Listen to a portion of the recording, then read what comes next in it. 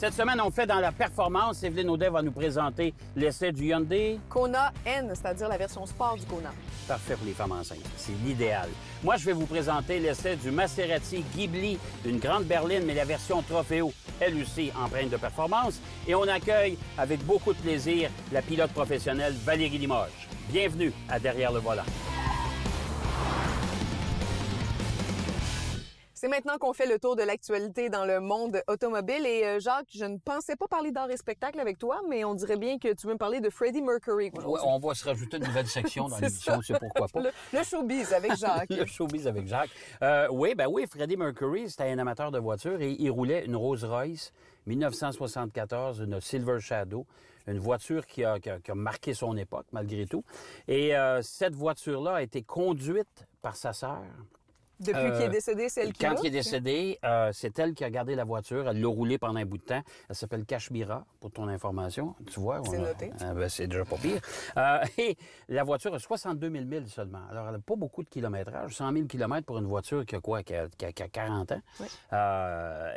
Cette voiture-là va être mise à l'encan. Elle s'est vendue en 2013 146 000 C'est pas beaucoup. Oui, c'est ça.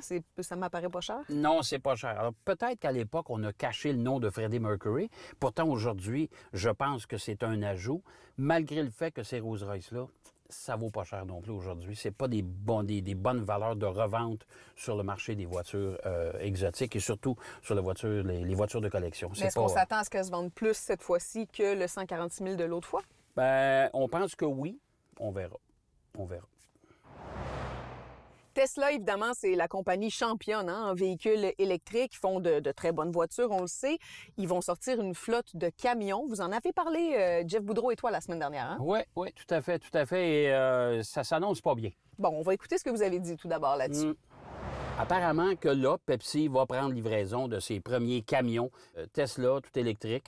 J'ai hâte de voir ça parce que je regardais justement, parce que je suis arrivé en retard, je vous le répète encore une fois, c'est à cause du trafic. Qu'est-ce qu'il y avait sur la route? Il y avait au moins 50 Des chars électriques? Des gros, non, des gros camions. Alors, imaginez-vous comment que ça va faire la différence sur les émissions de GES dans l'avenir. Alors, jusque-là, tout allait bien. Mais là, tu dis, ça s'annonce pas bien. C'est parce qu'il est arrivé quelque chose. Là. Il est arrivé quelque chose, justement. C'est parce que, tu as vu, Pepsi va prendre livraison. Ouais. Ils ont commandé, je pense, une centaine de camions pour commencer à les installer dans leur flotte de camions un peu partout aux États-Unis. Mais là, regarde l'image qu'on voit là. Ça a été pris par quelqu'un qui était sur place. Mais c'est un camion Tesla, comme Pepsi va prendre livraison, mais qui est en panne.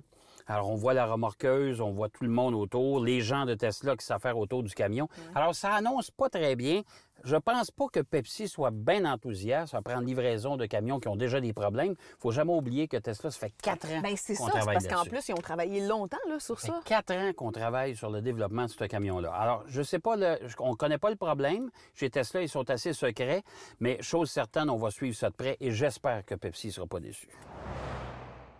En 2022, la technologie dans les véhicules, c'est de plus en plus important. Ça prend de la place.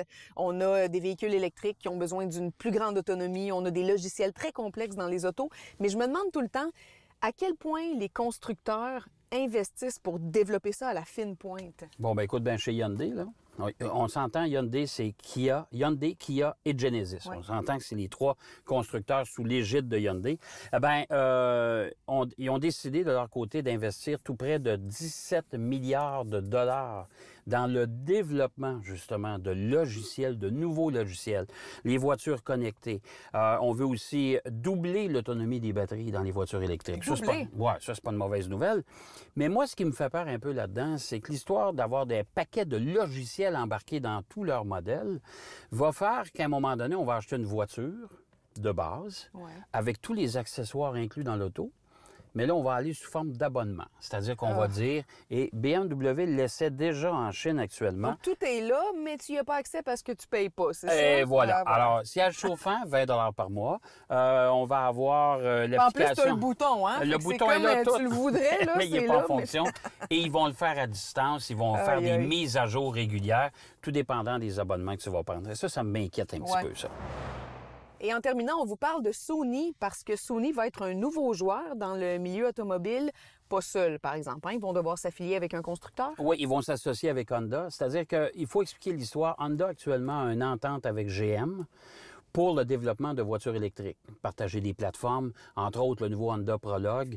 On pense que c'est la même plateforme que le prochain Equinox électrique. Les batteries lithium chez GM, c'est des batteries qui sont quand même avancées sur le plan technologique. Alors, il va y avoir un développement de ce côté-là. Mais par la suite, à partir de 2026, on va commencer à voir apparaître des voitures Sony.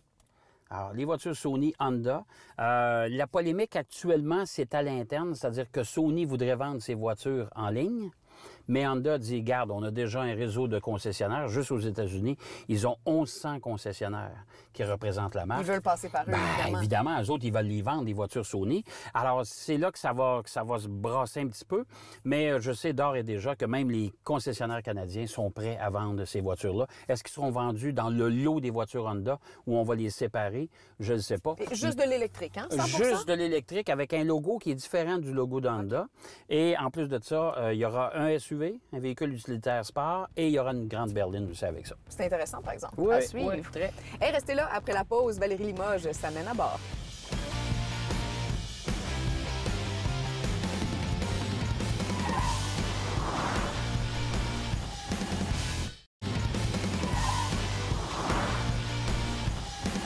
Alors, on vous parlait d'une émission performance. Vous aurez compris que quand on parle performance, on parle bien sûr de voiture, on parle de vitesse. Et on parle avec Valérie Limoges, qui a marqué l'histoire du sport automobile canadien. Elle est la première femme qui a gagné un championnat canadien en circuit routier. Valérie, bienvenue à l'émission. Salut, bonjour. Écoute, Valérie, c'est quand même un exploit notable, ça, là. Bien, effectivement, je ne savais pas jusqu'à la toute fin de la saison qu'on m'a annoncé que si je gagnais, je deviendrais la première femme. Donc, mais j'ai rien pris pour acquis. Je voulais vraiment finir mon championnat, puis pouvoir le gagner. Puis en plus de marquer l'histoire, bien, on ne peut pas demander mieux. Ben oui, je comprends. Mais ça fait longtemps que tu fais du sport automobile. Tu as commencé en karting? Oui, ça quel âge? fait 12 ans. J'ai commencé à 12 ans. OK. Mais je dis pas mon âge, par contre. Mais ça fait longtemps. OK, ça fait longtemps. Ouais. Mais tu as commencé à 12 ans. Tu en as fait quand même pendant un bon bout de temps. Tu as fait à peu près toutes les Ouais. classes en karting, de toute Oui, façon. oui, exactement. Au Québec, j'ai commencé en 4 temps. J'ai continué jusqu'en shifter. J'ai même coursé aux États-Unis puis en Europe aussi en karting. J'ai fait tous les échelons pas mal jusqu'à l'âge de 18 ans. Ensuite de ça, j'ai fait de la Formule Ford, Formule Renault aussi. Ouais. Puis ensuite de ça, tu sais, c'est sûr que la Formule, ça coûte tellement cher que c'est un peu dur au Ben, Québec je me et au souviens de Canada, ton aventure en Formule Renault. C'était assez particulier parce que la Formule Renault, c'était une nouvelle série au Canada. Ça existait ailleurs. C'était un promoteur canadien. Ça a plus ou moins bien été avec le monsieur. Oui, exactement. Oui, il y avait des petites lacunes. Il y avait des petites lacunes. Alors, il y a beaucoup de pilotes comme Valérie se sont retrouvés propriétaires d'une Formule Renault, mais plus de championnat. Ouais. Alors, Exactement. ça, c'était Ouais, pas évident. C'est vrai. Mais puis par la suite, tu as réussi à avoir un beau contrat en Grand Am, la série Ouais. américaine. Oui, qui est maintenant appelé IMSA. Ouais. Mais oui, ça, c'était en 2005 ou 2006 environ. J'ai eu un contrat de 3 ans là, aux États-Unis avec un manufacturier. Puis, c'est ça, j'ai coursé. J'ai même fait les 24 heures de Daytona, qui est une... Dans une Mustang. Et voilà, Ouais. ouais. Mais là, tu viens de décrire l'histoire, comme Jacques le dit, alors tu cours toujours parmi les hommes. Il n'y a pas Oui. de catégorie de femmes jamais dans ce que tu Non, fais? non, pas de femmes. Il y a des femmes, mais il y a, tu sais, c'est sûr Vous qu'on seriez pas est assez? vraiment minoritaire là, quand il y a une catégorie, là, mais c'est mix, oui, c'est toujours mix. Puis est-ce que tu trouves que les hommes ont une plus grande facilité ou c'est un mythe ou c'est pas le cas? Ben, c'est parce que c'est sûr que les gars, des fois, ils l'ont. Ben, non, je pense que tu l'as ou tu l'as pas. C'est juste que des fois, les femmes ne poursuivent pas parce que, ça coûte tellement cher la course automobile. Puis, tu sais, des fois, on a d'autres intérêts aussi si on veut avoir des enfants ou des trucs comme ça. Mais bon, moi, j'ai comme juste continué. Puis, je pense qu'on est capable aussi de bien tirer notre épingle du jeu. Mais c'est sûr, ça prend de la persévérance. C'est comme dans n'importe quoi, là. Parce que Valérie, Evelyne, pour ton information, s'est toujours maintenue au moins dans le top 5 depuis qu'elle a débuté dans la Coupe Nissan Micra Oui. au début. Et elle se maintenait dans le top 3 là, depuis le début de la saison. Alors, c'est pas une question d'homme ou femme. Je pense que c'est vraiment une Non. question de talent, de patience. Oui. Ça, Parce qu'il n'y a rien de facile, là, persévérance. c'est ça. Il n'y a rien de facile. Parce Dans que n'importe quel sport, je pense. Exact, que- exact. Parce que j'ai beaucoup de pilotes hommes. Quand elle a fait un retour en Sentra, ils ont dit « Ah, Valérie est encore là, ça sera pas facile. » Fait que, en fait, tu vois, alors, c'est... Yes, j'aime ouais. ça entendre ça. Non. Écoute, elle n'a jamais été sous considérée, si tu veux, en course automobile. Elle a toujours Ouais, beaucoup de respect. Ça fait tellement longtemps que je fais de la course que c'est sûr que c'est une petite famille, hein, les courses, donc tout le monde se connaît. Donc, Mais là, c'est quoi? Là? Ça va continuer? Tu vas revenir parce que tu vas porter le numéro 1 l'année prochaine. bien, c'est sûr que j'aimerais ça défendre le numéro titre? 1. Ben je les ouais. ai même fait imprimer cette semaine pour les mettre sur la voiture. Ben c'est Ils bon. sont au concessionnaire. La voiture est lettrée numéro 1. C'est la première affaire que j'ai faite en revenant des courses. Parce que je pense que c'est important de défendre son titre. Après ça, si Valérie peut remporter un autre championnat, et c'est un championnat qui s'est fait... C'était serré, hein? Oui, il y vraiment, avait jusqu'à 3 points de différence. Ouais. Sur 492 versus Oui, 489. ça s'est joué jusqu'à la dernière seconde. Oui, tout à fait. Et moi, ce que j'aime aussi, c'est que tu écris l'histoire, mais surtout, tu paves la voie. Oui. Tu sais, quand tu as une fille championne, là, les inscriptions de femmes, ils vont en avoir. Et les commanditaires de femmes vont oser aller là. Oui, Tu sais, c'est ça je qui est pense le que fun. oui. Ouais. Il y avait deux femmes dans la série cette année, Marie-Soleil Labelle, qui elle aussi a fait une belle progression, qui s'en vient en Central l'année prochaine. On a déjà eu jusqu'à 4 filles, je pense, dans la série. Tu as marqué une autre histoire parce que tu es une des premières femmes à avoir remporté, ou la deuxième femme à remporter le Grand Prix de Trois-Rivières. Bien, la première canadienne. Oui, c'est ça. Il y avait l'autre, notre collègue Valérie Chiasson, qui avait remporté le premier podium pour une femme au Grand Prix du Canada. Oui, on a fait des belles choses là, depuis quelques années, là, les filles en course Puis, automobile. Tu sais, donne-moi pas de chiffres, là, mais je suis quand même curieuse de savoir, tu peux gagner ta vie de ça. Bien, c'est sûr qu'avec les commanditaires, s'il y a quelqu'un de vraiment motivé qui veut en trouver plus puis se faire un salaire, c'est toujours faisable. Mais c'est sûr qu'avec les vies occupées qu'on a, le travail, c'est un peu dur. Mais quelqu'un qui voudrait pourrait, oui. Mais toi, est-ce que c'est ton cas? Ben non, moi, j'arrive pas. Moi, je suis très chanceuse parce que je suis une fille, mais aussi les résultats parlent d'eux-mêmes.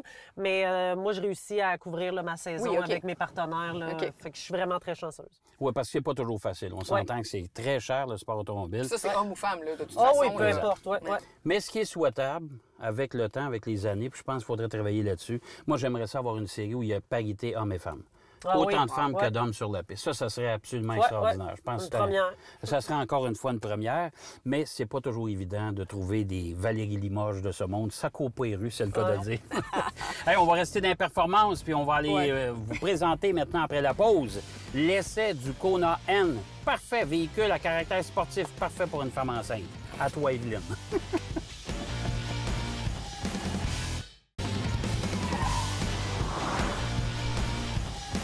Alors, on vous le disait, d'entrée de jeu, c'est une journée performance, une émission performance aujourd'hui. Toi, ce qui t'attire dans l'automobile, c'est quoi? Le son du moteur? Bien, le son, c'est le fun. Quand ça a un bon son là, pour l'accélération, on n'aille pas ça. Tu vois? Bien, Evelyne, t'as goûté à ça, toi? Oui, peut-être plus que je l'aurais voulu, bien sincèrement. Connais-tu la Kona N? Oui, bien, je l'ai vu. J'ai pas eu la chance de la conduire, mais oui, j'ai vu. Ça a l'air assez sportif. C'est très sportif. Le petit bouton rouge là, qui te fait faire des accélérations. Il y a des modes sport, tout shake, là, y compris ma bedaine de 34 semaines. Écoute, j'ai passé une drôle de semaine. Écoute, d'après moi, ça porte pas assez dur parce que t'as pas encore accouché. Non, j'ai tenu le coup. Elle n'a pas accouché dans l'auto. L'essai du Hyundai Kona N avec Madame Evelyne Audet. Cette semaine, je me suis crue dans un jeu vidéo puis je me suis fait brasser la bedaine pas mal. Tout ça à bord du Hyundai Kona N, qui est une petite voiture sportive que je vous présente en détail à l'instant.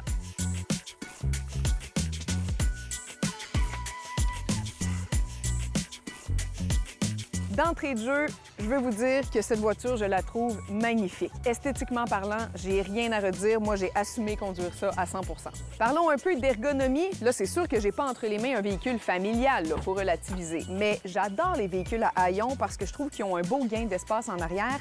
Là où le bas blesse, c'est quand on veut faire entrer un enfant dans le véhicule. Moi, le matin, mon petit gars, je veux qu'il monte tout seul dans son siège. Et là, il n'y a jamais l'espace pour le faire. Donc, il faut constamment que je m'en vienne en avant, que j'avance le siège passager pour lui laisser l'espace. Et puis, une fois qu'il est assis, ça m'empêche de permettre à quelqu'un, un adulte, de s'asseoir en avant et d'être confortable. Maintenant, pourquoi quelqu'un voudrait se procurer un Hyundai Kona N? La réponse se trouve ici. C'est en raison de toutes les caractéristiques de conduite qu'elle comporte. Le gros bouton rouge que vous voyez ici, c'est une commande NGS au volant. Qu'est-ce que ça fait, ça, en fait? Quand on appuie là-dessus, notre moteur gagne 10 chevaux supplémentaires et on peut faire une accélération pour faire un dépassement, par exemple, sur l'autoroute. Ensuite, les deux gros boutons N bleus que vous voyez ici, ça sert à sélectionner un mode de conduite qu'on a préalablement personnalisé. On peut personnaliser la traction, le type de suspension, l'adhérence. On peut même personnaliser le bruit du tuyau d'échappement. Je vous niaise pas, ça dit qu'on peut le choisir selon notre humeur. Alors, on a le choix entre éclatement, crépitement ou claquement.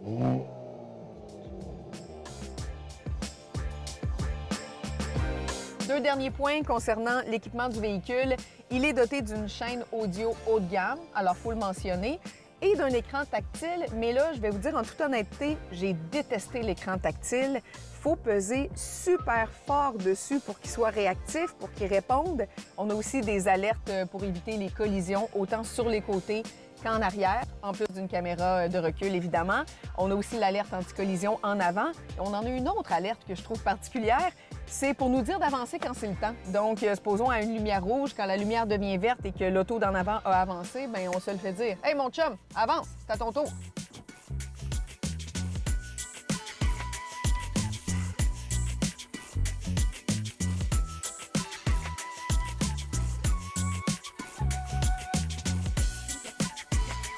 Mon verdict, en toute franchise, j'ai trouvé la semaine un peu longue. Ça brasse là-dedans, puis je vous avoue qu'à 34 semaines de grossesse, je m'en serais passée. Aussi, j'ai trouvé ça un petit peu complexe, transporter fiston en arrière, puis ça a été une source d'irritant pour moi.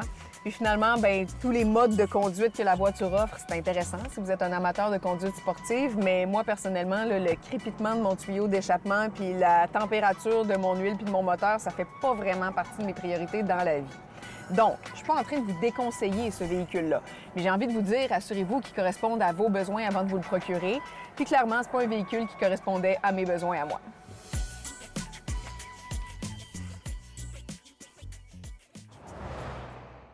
Bon, comme ça, t'aimais ça, hein? Bien, écoute, j'ai quand même eu du plaisir. C'est juste que ça correspondait pas tout à fait à mes besoins familiaux. Mais j'avoue qu'avec un petit bouton, être capable de changer ton bruit d'échappement selon ton humeur, c'est quand même un gadget le fun. Ben, écoute, il reste que malgré tout, tu avais de l'espace. Oui, c'était pas si pire de ce côté-là. Bon, c'était pas si pire. Et quand tu étais tout seul, ben là, tu pouvais t'amuser un peu. Voilà. Bon. Puis quand tu as changé de son, ben c'est question d'humeur. Hein? Ça veut dire que son chum attendait la voiture arriver. Oh, être bonne humeur. Bon, parle-nous de ta semaine, Jean. Bon, parle-nous de ta semaine. Toi aussi, tu as été dans la performance cette semaine? On était dans la performance. On va aller faire une pause. Au retour de la pause, vous allez voir, c'est une voiture qui coûte quand même pas mal plus cher que ton Kona N.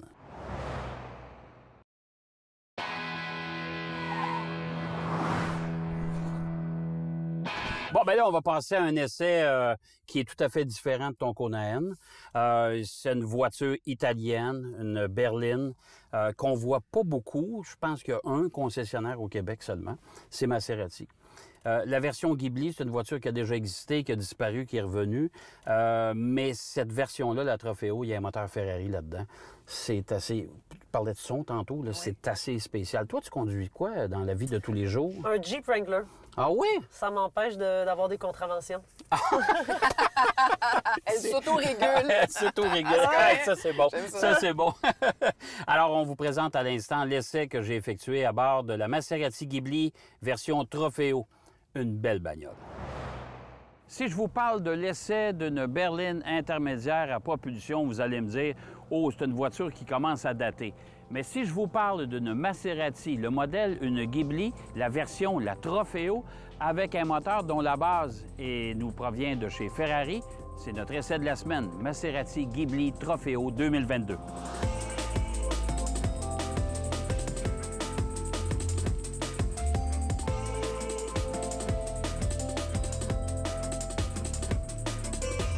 Je me souviens, moi, quand j'étais jeune, mes premiers voyages en Floride avec mes parents.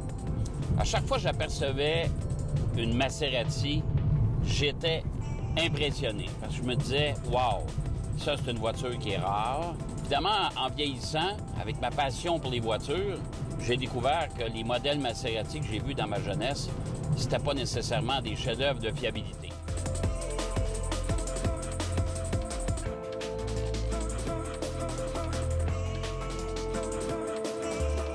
V8, tout turbo, 572 chevaux. C'est performant, surtout quand on le met en mode de sport. Mais il ne faut pas oublier non plus que le V8 consomme passablement.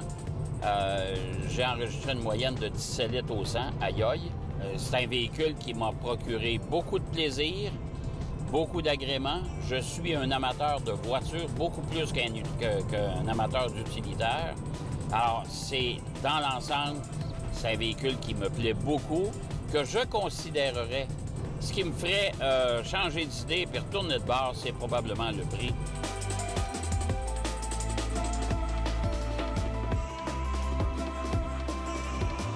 Si je vous dis que la peinture, juste la peinture rouge exclusive que sur la voiture, ça coûte 20 000 $ et que je me suis retrouvé avec une facture de 171 000.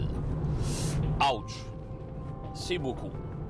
L'extérieur de la voiture, elle est jolie, mais à 171 000, on se serait attendu à quelque chose de plus exubérant.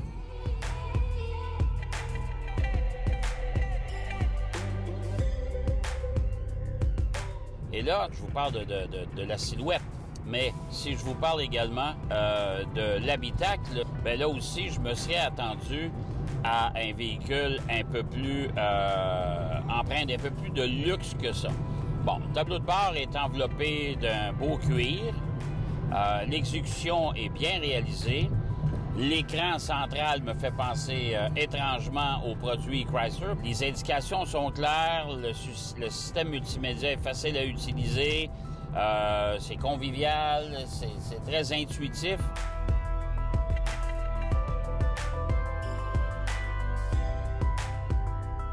Si vous êtes un acheteur de voitures allemandes, exemple chez les versions RS chez Audi, les versions AMG chez Mercedes ou encore une fois les séries M chez BMW, je dois vous avouer que vous devriez considérer la Maserati Ghibli dans sa version Trofeo parce que c'est une voiture intéressante. Est-ce qu'elle est fiable? J'espère que c'est mieux que c'était dans le passé, mais chose certaine, en accélération, en reprise, en performance, c'est une voiture qui est enivrante, qui est vraiment intéressante.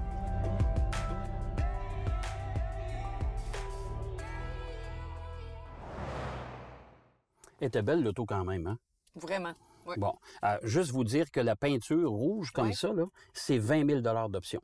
Seulement? Juste la peinture. Juste la peinture? Juste la peinture. Bon. Pas des blagues, hein?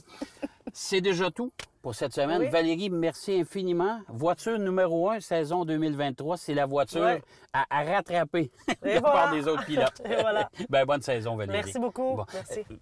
Evelyne, merci encore une fois de ta merci à participation. Hein, c'est super le fun. D'ailleurs, la semaine prochaine, tu vas nous présenter un autre essai. Ben ouais, un camion. Un petit camion. Une petite camionnette, le Ford Maverick. Et moi, Il de est mon beau, côté, il est beau. oui, il est beau, certain. Ben ouais. Un beau petit rouge aussi, là, pas comme ta Maserati. Il n'y a pas le son de la Kona N, mais ça, c'est d'autres choses.